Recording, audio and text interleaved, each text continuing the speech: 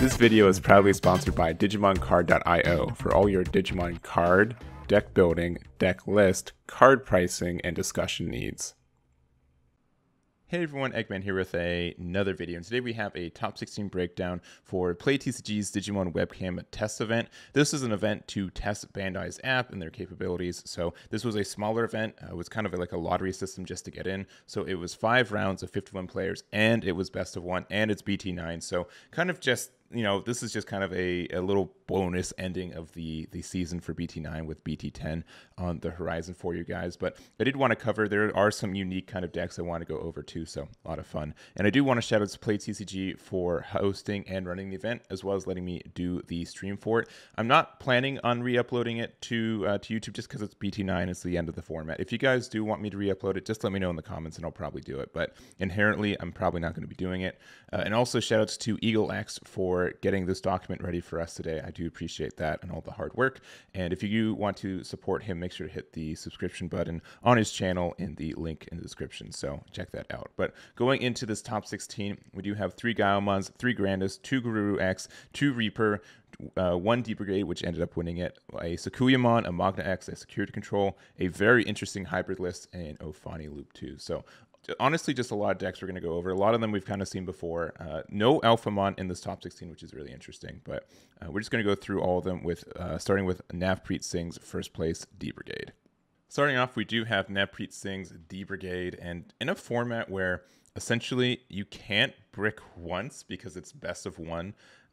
I think D-Brigade is probably one of the safer picks for it, just because this deck can almost never brick. You'll almost always see a rookie, and there's just so much extension with this deck, and I think this is just a good deck with a really, really good base average, power, and then it can get a little bit, lucky depending on your security and stuff and everything else, but just a really strong list overall. I don't have a lot of insight. The Toon Mechinormons is something interesting there.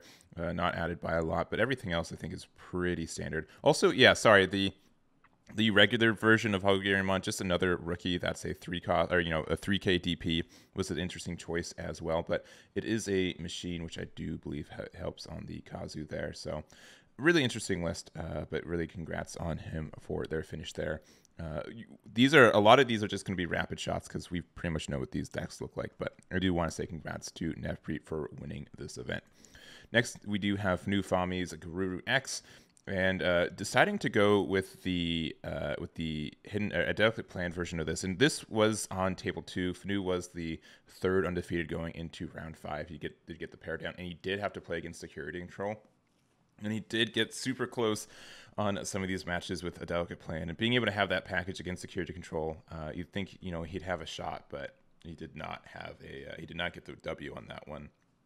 It was very close, and I do think, I don't know, like in a best of 1 format, a delicate plan is a little bit luck-stacky, but he did, he was able to get to the end here with it. So obviously it did some work with it, but again, like Metal Garurumon X, I think, is one of the strongest decks right now, if not going into BT10.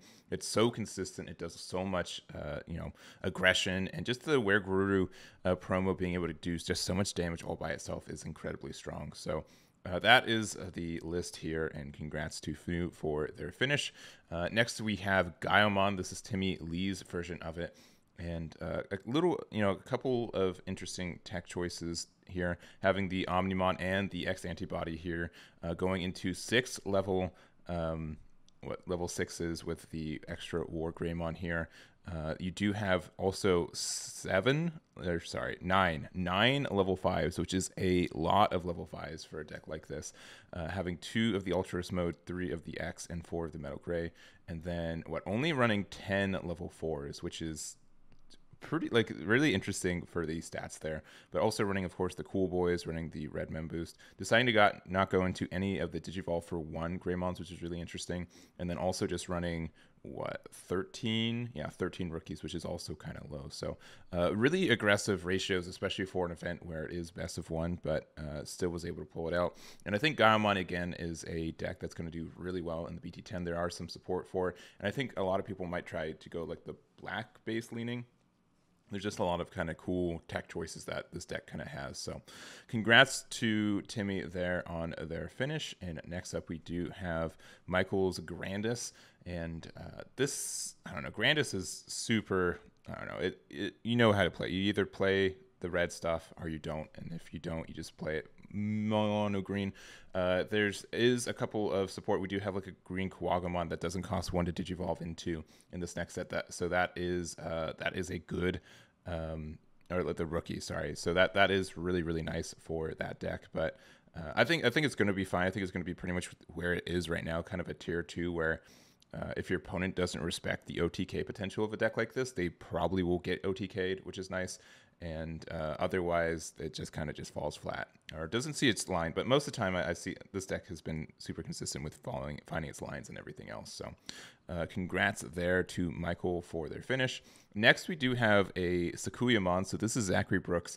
And I pretty much just got finished in my tier list prediction video saying that Sakuyamon is not going to be very good in BT10. And then Zachary here just with Sakuyamon in this top finish. So it's interesting. I think there are a lot of cool tech choices, and obviously I think the deck's going to get some good stuff going into this next format, but it is really interesting to see it do well at this event. Honestly, this looks pretty standard to kind of like the Lord Nightmon version of it, in the sense that you just kind of build your line as cheap as possible with the 1-drop level 4s. You also do have your some hybrid stuff because you're already getting some tamers. And then you kind of go up in here. If you can do this with multiple procs of your plugins, yeah, you are doing super good. So there are some strong points for it. We do have like the Aandroidd that lets you play a rookie for free. You have the Rise Gray, which lets you get Security Tech +1 and play a tamer for free. You do have the original Sakuyamon, which people are teching already into their other like yellow kind of control builds because it does a lot of good stuff. And yeah, it's just really interesting list there. Happy that it did well. I think there's a misconception. I do like Sakuyamon, but I've just never ever had any success with it because the plugins are, you either see none of them or you see all of them, and you always kind of like feel bad about it. But this is, it's really cool to see, and hopefully it does some stuff in PT10. I want it to. I'm happy to be wrong if it means that this deck does well. So we'll see if that happens. So, but congrats again to Zachary there. Next up, we do have Ryan's kind of Armor Rush Magna. Some interesting choices here with the Paladin mode and the Merciful. I do like the Merciful in this build. I've been trying to think of it myself, and just being able to pop something and get like some passive security destruction is good, but also just going full aggression with the fire rockets and just your old Vmon base, and then just armor going up from there. So only one Chimeramon, so you have to pretty much go specifically into Magna X, or using the Awakening of the Golden.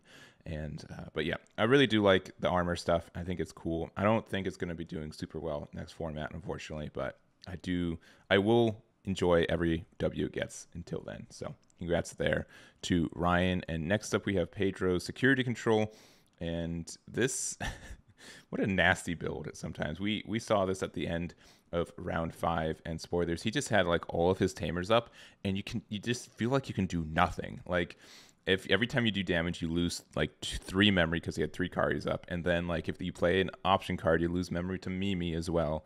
And it's so nasty. Just no problem hard casting this Sakuyamon, being like, well, if you out it, then I can just like go for it if you can. But it's if it usually means you have to bring something up from raising to try to get rid of it, and then you just like chaos degrade it, degradation it next. So very nasty build. I think security control is probably always going to be a thing in this game, and I don't think it's going to go anywhere in BT10. So congrats there to Pedro. Next up, we do have this weird hybrid build. It is blue, yellow, red. The red is minor, I will say, but it is impactful with the Sunrise Buster, especially like if this isn't like your security, you get to play a tamer for free and then pop some stuff, which is nice. All these tamers are at least yellow or red, so you do get some bonus points there, and then you just have like all this.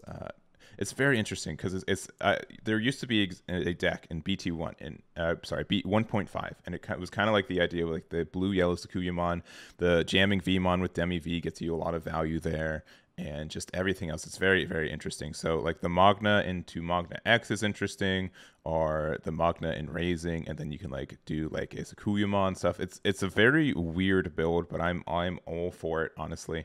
I am surprised that there's no blue hybrid stuff, but like to go on here, but I kind of get it, I guess. I don't know. It's a very, very weird build. It's kind of like it's kind of like a control deck. It's kind of like a mid-range deck. It's a lot of value if you're able to get it off, but I really want to just build it and see how I feel about it and see if I can get any success with it. But Collin definitely did, so congrats to Collin on their finish there. Next up, we do have Enrique's Reaper, and what do I say? Reaper's good in this deck. It's surprising to see a Delicate Plan in this deck, but I understand why. You want to make sure that your Reaper can just end the game at the end of it. But, you know, Death X Mons and Star Mons pretty common, and then obviously 2 red Tamers to help you get your red sources there. So I don't know. I don't have a lot to say about Reaper that I haven't said like a dozen times ago, but just congrats to Enrique for their finish. And lastly, we do have Andrew's Ophani loop. So 16th place, just, you know, narrowly getting in with a lot of, I'd say, unique choices on here too. Obviously, like the good standard, like Gazi and Psychmon on the bottom end here. We do have Death X-Mon, we do have Avenged Kidmon, we do have 2 Sakuyamons, we have the Ophanis, the Mastamons, we have a win rate 60%, and then some tamers here, including Analog Youth, which we don't always see. It's just very, very interesting kind of choices for this, especially like just having like a bunch of level 5s for you to go into. You know, obviously a lot to Flame Hellscythe to be able to play, which is nice. And yeah, just a really interesting build of Ophani Loop, and happy that he got that top 16. So that is going to be it for the video. Again, this was a little bit of a shotgun through the archetypes, but I am very ready for BT10. I'm sure you guys are as well. But I do want to congratulate all of these players for getting this top in this event, and that is going to be it for me. So thank you guys so much for watching. I do appreciate it, and I'll catch you all next time. Damn it.